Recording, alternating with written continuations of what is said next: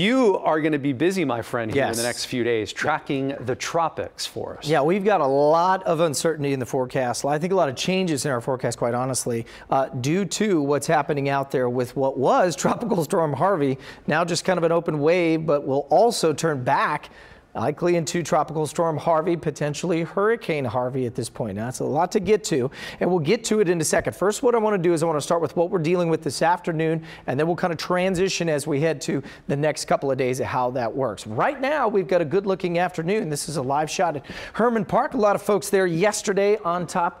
They were all enjoying not only the park, but enjoying the, well, we'll call it partly cloudy skies across much of the park as the eclipse was going on. Meanwhile, down in Southwest here at Channel 2, we've got a cloud cover building up as well. You can see some of the shadows and sunshine there all across the Southwest Freeway, and temperatures are building. We've got upper 80s in Katy, so one of the cooler spots as well. 94 at Hobby, 91 at Bush, and Galveston right now sitting around 86 degrees. So lots of low 90s out there, and it's going to be another warm day. We'll top right out again, probably around 94 to 96. Feels like temperatures actually not too bad today. Relatively calm wind and not much of a push from the Gulf moisture, and so that's what's keeping some of these temperatures at around 98 to 100 versus 102 to close to 106 or 7. So I am going to put a mention of a quick stray shower out there as we head towards this afternoon, but that will be it for today. And in fact, we'll see the same thing for tomorrow.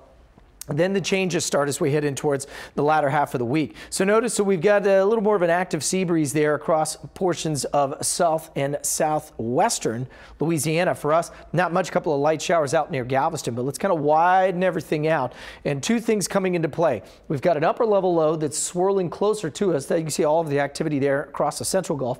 In addition, we've got a cold front that produced some flash flooding across Kansas City, 9 inches of rain in some spots. That's what those black boxes are. And you can see the tornado and severe thunderstorm watch boxes and a couple of warnings out there right outside of Buffalo, New York, slicing its way through the Ohio Valley. So that front is heading in our direction. That'll bring showers and thunderstorms for us by Thursday. Stalls out and sits right there. And that's when Harvey, or what's left of Harvey at this point, comes into play. Right now, still an open wave, but notice as we jump in tighter, this is our GOES 16, our high definition satellite. Then we've got a lot of activity, and in fact, you can see the very end of this loop when we get the visual satellites back. Notice that there's a little bit of a swirl right here. This is likely where we're seeing that area of low pressure start to reform and move out into the Bay of Campeche. A lot of convection on the northern end of that, so we're going to watch it very carefully. It is strengthening over the next 24 hours. So notice as we put our in-house model in play, as it gets off of the Yucatan, starts to take more of a northwesterly push. There's Brownsville, Corpus, and then watch as we get in towards Thursday afternoon, Thursday evening. Our front stalls sitting just across the I-10 corridor, and you can see right now, one of our in-house models tries to put it just south of Brownsville, possibly as a hurricane, and all of that tropical moisture bands are going to be lapping up across the southeastern Texas coastline. That's one solution. Let's show the American model as we start through Friday morning. Notice that it's a little further north in between Brownsville and Corpus. So as we take the clock through Friday afternoon into Saturday, into Sunday, notice that it moves in between Corpus and Houston and slowly works its way north and east, meaning that it's going to keep a potential for some heavy rainfall, tropical rainfall for us through much of the weekend. Now, if that's the case, obviously the impacts for us in terms of flood potential and heavy rain are going to be a lot higher than if it's a little further south. There's still a lot of question marks with this, but I show this because I want to make sure that everybody is aware that we are likely going to see a very dynamic and changing atmosphere through the weekend forecast. You need to make sure that you're prepared for it now.